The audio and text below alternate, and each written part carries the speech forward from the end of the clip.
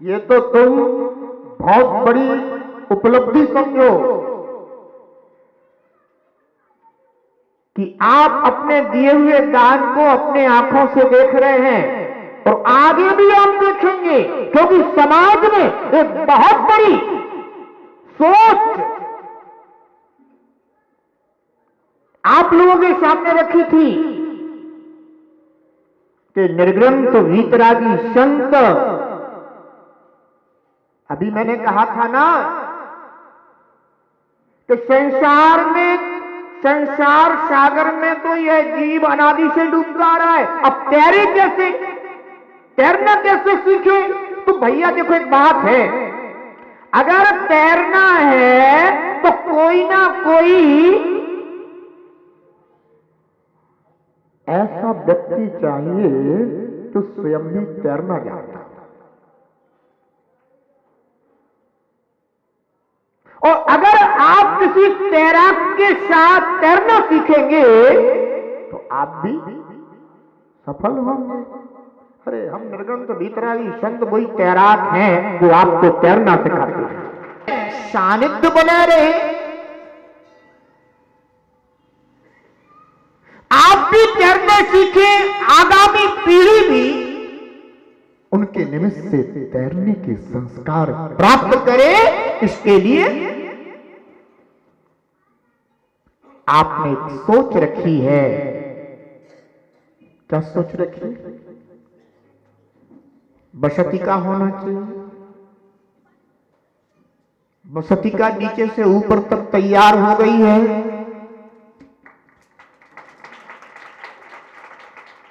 अब तो केवल तैयार होने के बाद जो थोड़ा सा कार्य रह जाता है उतना ही बाकी है। आप जिनेंद्र देव की वाणी इस कलिकाल में सुन सकें, इसके लिए धर्म सभागार चाहिए। ये आपके लिए उपलब्धि हो गई है।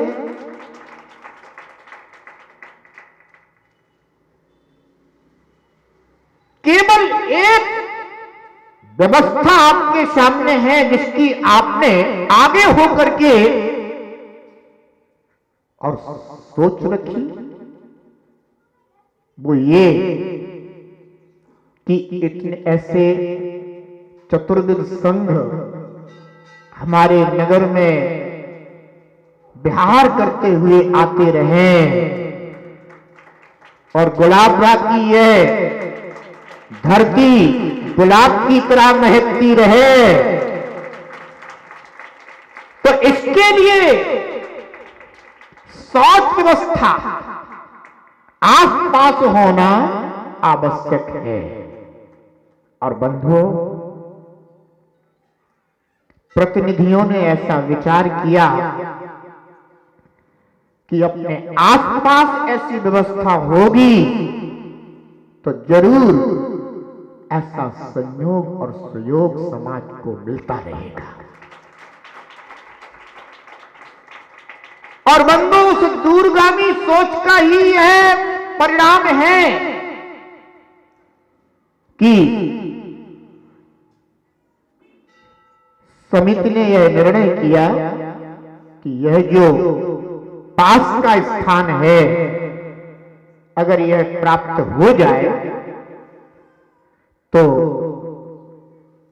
कभी भी छिंदवाड़ा में निर्ग्रंथ साधक को अपनी साधना में बाधा नहीं आ सकती।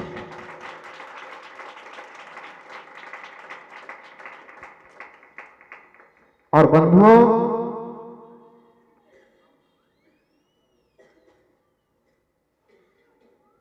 वह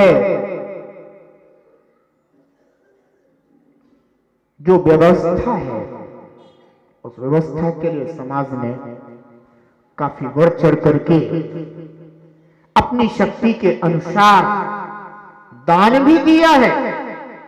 कभी कोई पीछे नहीं रहा।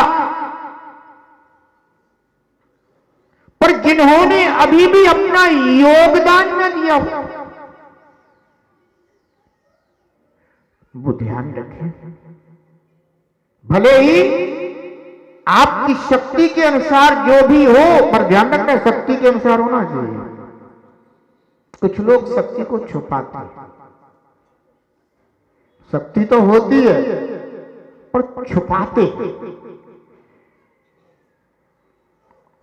और किसी में उतनी शक्ति नहीं होती पर उत्साह उनका होता है, वो ज्यादा कर जाते हैं। जैनंद भगवान ने कहा नहीं, शक्ति शक्ति तहा त्याग कहा है स्थूल कर्ण भावना में। ध्यान रखें, ये जो आपने समाज ने बीड़ा उठाया है, तो यह भूमि शीघ्रातिशीघ्र समाज के पास हो और इसे शीघ्रातिशीघ्र कंप्लीट किया जाए, पूरा किया जाए। इसके लिए आप सभी को अपनी अपनी शक्ति के अनुसार अवश्य दान देना चाहिए। गृहस्थ आश्रम यदि दान से रहते हैं तो पत्थर की नौका के समान है, अगर दान से सहित है तो कष्ट की नौका के समान है। इसलिए आज क्योंकि चातुर्मास कलश आपके घर में पहुंचेंगे, मेरा आशीर्वाद तो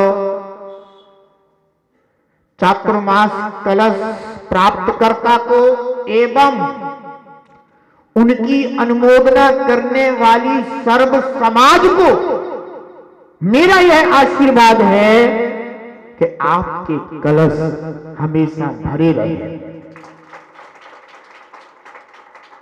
क्योंकि कलश भरा रहेगा तो छलकता रहेगा, और कलश छलकेगा तो धर्म महकेगा। इसलिए कलश छलकता रहे, कलश भरा रहे। आज के दिन हमारा आप सभी के लिए, सर्व समाज के लिए और उन भव्य जीवों के लिए जिन्होंने अपने कलश को छलकाया, उन सब के लिए मेरे भाग भाग मंगल आशीर्वाद हैं। श्री वृद्धि हो, धर्म की वृद्धि हो और जीवन सद्गुरुओं के आशीष से हमेशा उन्नति को प्राप्त हो, ऐसा मेरा आज के दिन सभी के लिए मंगल आशीर्वाद है। पर अंत में एक बात और वही कहना है कि जो निर्ग्रंथ बीतरागी साधुओं के लिए शुद्धि का स्थान समाज ने निर्धारित किया है, सभी का दान उसमें अवश्य लगना चाहिए, क्योंकि ये निर्ग्रंथ बीतरागी संत किसी एक के नहीं होते, ये तो प्रत्येक के हुआ करते हैं। बहुत बहुत मंगल आशीष, शुभाशीष, जीवन मंगलमय बने, इसी भावना के साथ। दान रहित गृह आश्रम है, वह पत्थर नौका सम है, जो बैठे इस नौका में भवसागर डूबे यम है। श्री जिनबर ऐसा हो, श्री जिनबर ऐसा उपदेश सुनाए रे, जीवन है पानी की मोह सब मिट जाए रे, जीवन है पानी की मोह सब मिट जाए रे। होनी अनहोनी हो, होनी अनहोनी सब क्या घट जाए रे, जीवन है पानी की मोह सब मिट जाए रे, जीवन है पानी की मोह सब मिट जाए रे, जीवन है पानी की मोह सब मिट जाए। ओम नमः सिद्धेभ्यः। ओम नमः सिद्धेभ्यः। ॐ नमः सिद्धेभ्यः।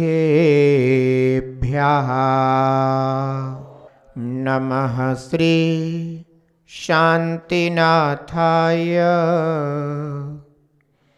जगच्छान्ति विधायिने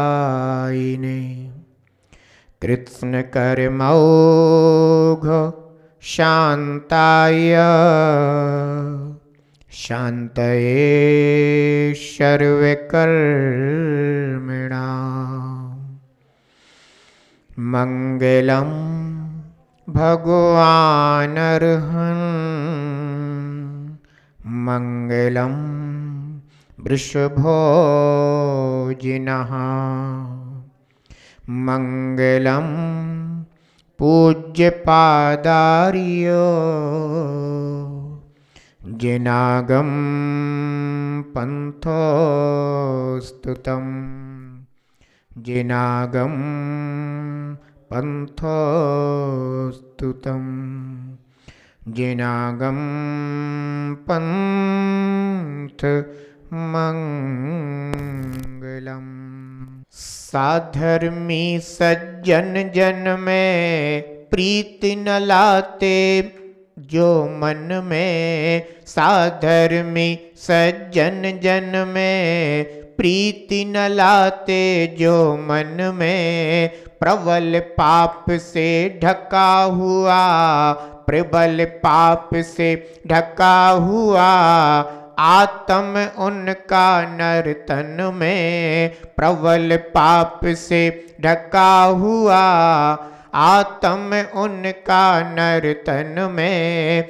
जिन धर्म से वह हो, जिन धर्म से वह विपरीत कहाए रे, जीवन है पानी की बूंद कब मिट जाए रे, जीवन है पानी की बूंद कब मिट जाए रे।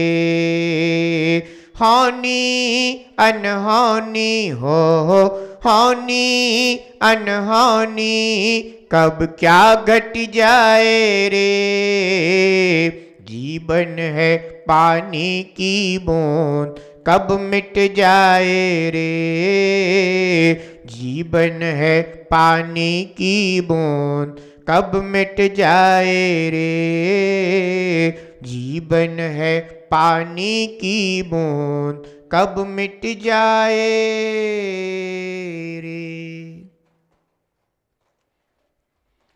जय तु जिनागम पंथो, अनादि अनिधन जिनागम पंथ। तीर्थंकर भगवंत की दिव्य ध्वनि जिन श्रुत है जिनागम है। जिनागम में वर्णित आत्मकल्याणकारी मार्ग, आत्मितकारी पंथ जिनागम पंथ है। परस्पर रागदेश को बढ़ाने वाले आगम बाह्य पंथ उन मार्ग हैं। वीतरागता को देने वाला परस्परोपग्रहो जीवा नाम का प्रतीक जिनागम पंथ सन्मार्ग है।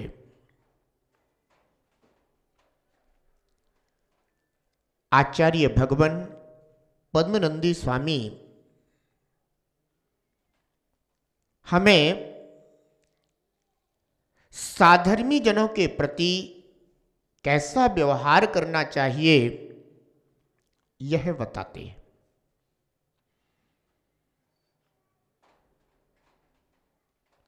इस जीवन में यदि हमें जीवन जीने की कला नहीं आई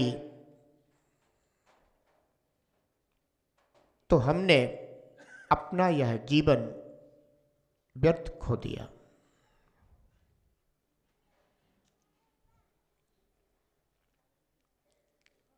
इस जीव ने अपनी अतीत पर्यायों में मोह का अनुभव किया है, राग का अनुभव किया है, वासना का अनुभव किया है, पर कभी वात्सल्य का अनुभव नहीं किया।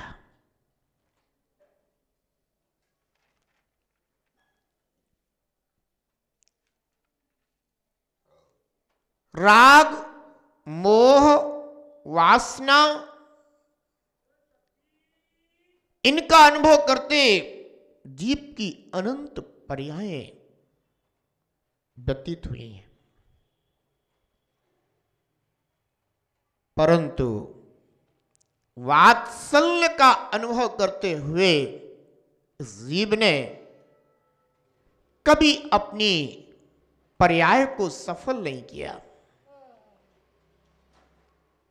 परम पूज्य आचार्य भगवान पद्मनंदी स्वामी गाथा नंबर 36 में हमें साधर्मी जनों के साथ क्या क्या व्यवहार करना चाहिए, कैसा व्यवहार रखना चाहिए, यह संबोधन प्रदान कर रहे हैं। और यदि हम साधर्मी जनों के साथ, साधर्मी जनों के प्रति जिनेंद्र भगवान के द्वारा बताया हुआ, जिनेंद्र भगवान के द्वारा कथित व्यवहार नहीं करते हैं, तो हमारा आत्मा कैसा है, इसका बोध करा रहे हैं। आइए हम सभी सर्वप्रथम गाथा नंबर 36 यहां पर पढ़ते हैं, देखते हैं। स्वामतस्थे सुवात्सल्यं स्वाशक्त्या ये न कुर्वते बहुपापावृतात्मानस्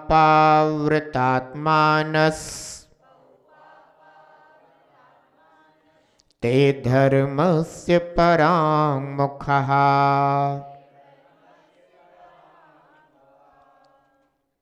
स्वामतस्थेषु, स्वामत में स्थित अर्थात साधर्मी जनों में ये जो मनुष्य स्वाशक्त्या अपनी शक्ति के अनुसार वात्सल्यम ना कुर्वते, वात्सल्य भाव को, प्रीति भाव को नहीं करते हैं, नहीं रखते हैं,